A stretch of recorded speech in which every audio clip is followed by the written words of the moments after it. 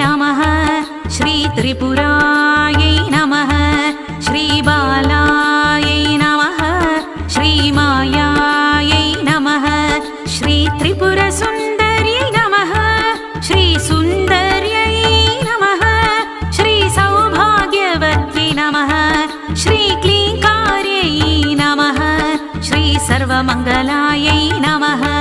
श्री ऐङ्कार्यै नमः परमेश्वर्यै चक्रेश्वर्यै परमेश्वर्यै